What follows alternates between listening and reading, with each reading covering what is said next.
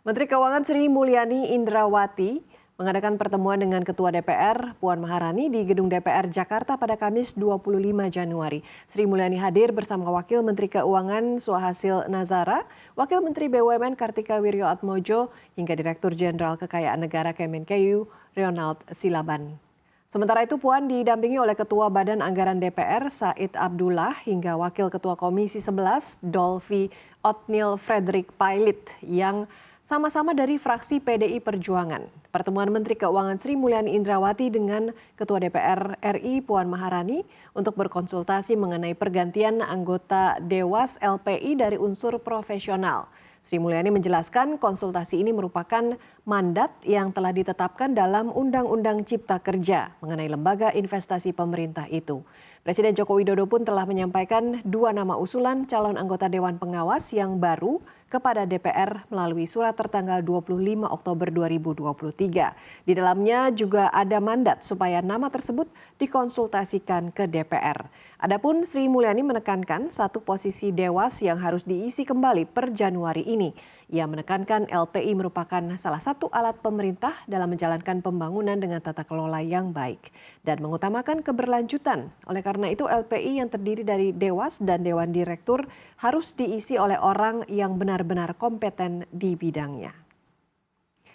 Sementara itu aset sitaan milik Hutomo Mandala Putra alias Tommy Soeharto dalam kasus bantuan likuiditas Bank Indonesia BLBI akan kembali dilelang oleh Direktorat Jenderal Kekayaan Negara Kementerian Keuangan pada tahun ini.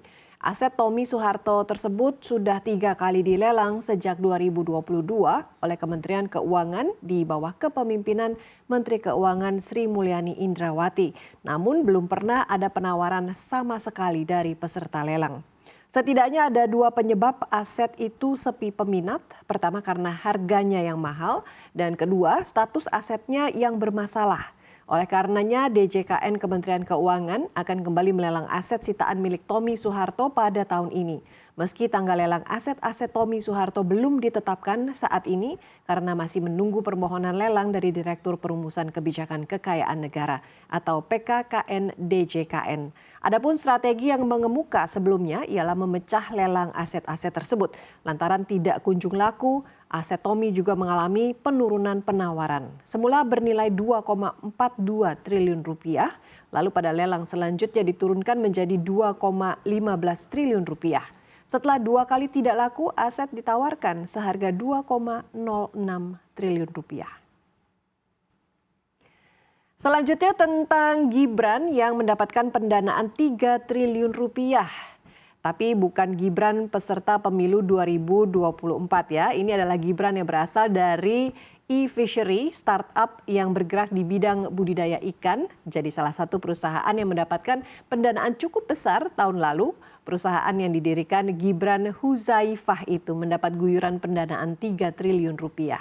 Komisaris e-fishery Aldi Haryo Pratomo menjelaskan perusahaan tersebut memang sudah berjalan baik sejak masih startup kecil.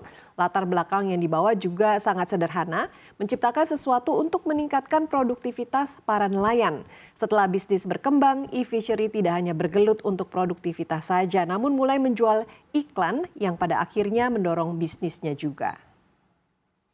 Kemudian dari mancanegara, Qatar mengecam keras dan menuduh Perdana Menteri Israel Benjamin Netanyahu sengaja menghalangi perundingan gencatan senjata serta pembebasan sandera dengan Hamas demi keuntungan politik pribadi. Juru bicara Kementerian Luar Negeri Qatar, Majed Al-Ansari, mengatakan pemerintahannya terkejut dengan bocoran pernyataan yang diduga dibuat oleh Netanyahu.